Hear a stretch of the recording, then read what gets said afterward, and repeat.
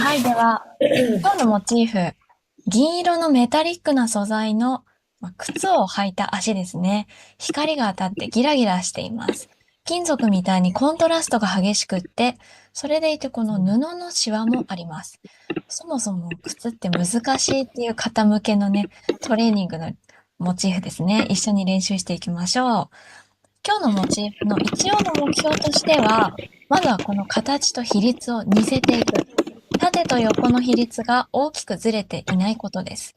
あと、明暗を3つに分けてみることですね。モチーフを見たときに全体が明るすぎない。また、ぼんやりとしたグレーの感じになりすぎない。あと、暗すぎないっていうのもそうですね。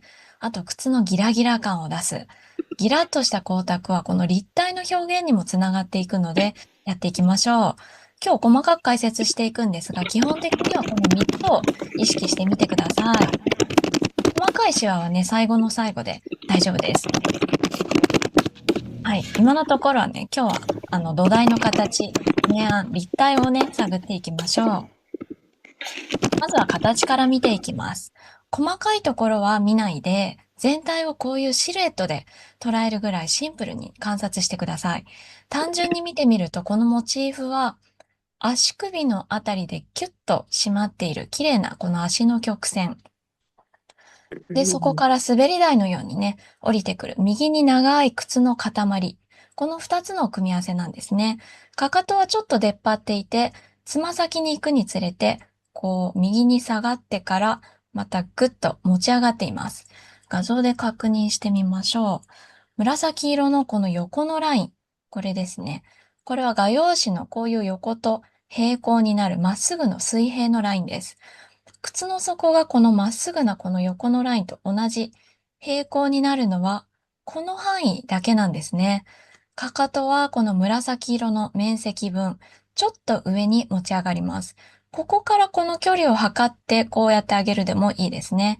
つま先はこの短い紫色の面積分、ちょっと地面よりも持ち上がっています。で、そうですね。黒色のこの縦のラインは、それぞれの横幅の目安です。この例えば足の横幅、そこからつま先までの幅。こういうのをね、目安でもうどこからどこまででもいいんですね。ここからここでもいいですし、とりあえずこの大きな比率を見たり、基準になるような線を引いておくと書き始めやすいと思います。すいません。ちょっとくしゃみがです。そうですね。今日の目標に形を似せてみようとありましたが、見るポイントとしては、つま先の向いている方向がこう合っている。かかとの高さが合ってる。で、靴底が地面に乗って見えるっていうところですかね。靴が描きにくい方は、靴の構造を軽くチェックしておくのもおすすめです。構造で見る場合は、靴の上下で性質がちょっと違うっていうのを知っておくといいと思います。靴の種類にももちろんよるんですが、靴のこの上の方っていうのは薄い革の袋で、ちょっと柔らかいんですね。下は体重を支えたいので、がっちり硬い板になっています。上の青い部分がこう中身の足を包んでいる感じです。靴で見えないんですが、中にきちんと足が収まることをイメージするといいと思います。一応骨すごい。格も載せておきますね。すごい。これ全然イメージしなくていいんですけめっども、ちゃすごい。この、足の甲はですね、結構高いんですよね。靴はこれが収まる程度には高さがあって、足のつま先までは意外と長いです。靴の形は当たり前なんですが、この5本の指が収まらないといけません。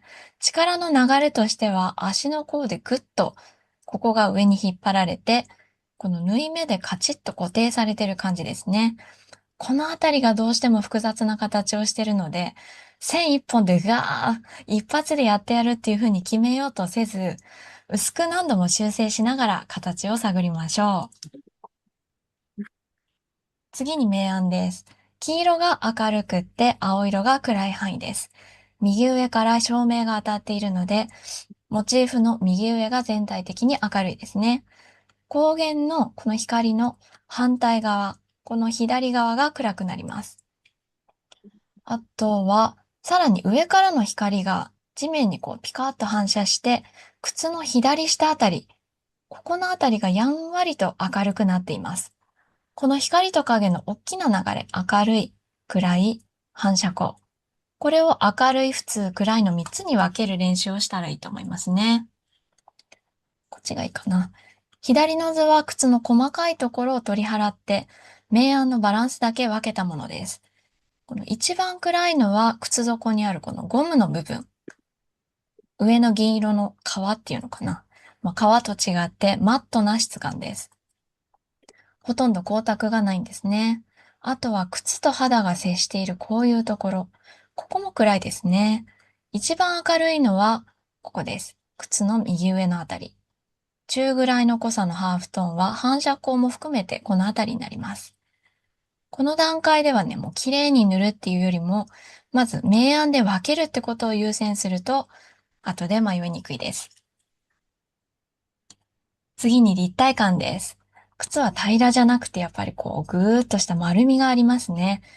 部分的に形に沿った鉛筆のタッチを加えると立体的に見せられます。こっちがいいですね。左はこうちょっとかなり簡単になんですが、鉛筆の線のイメージを描いたものです。出っ張っている部分、比較的まっすぐで平らな部分、あとは細かくこういうふうに面が移り変わっていく部分、このあたりで鉛筆のタッチの方向や密度が変わってきます。シワの描写はね、ちょっと今日は間に合わないと思うんですが、ギラギラ感の出し方は見ておきましょう。今日のモチーフで面白いところはやっぱりこのメタリックな素材ですよね。明暗を3つに分けるからさらに踏み込んだ描き方も一応説明しておきますね。この右の図に分かりやすくトーンを乗せていきます。さらに濃いハーフトーンを乗せてありますね。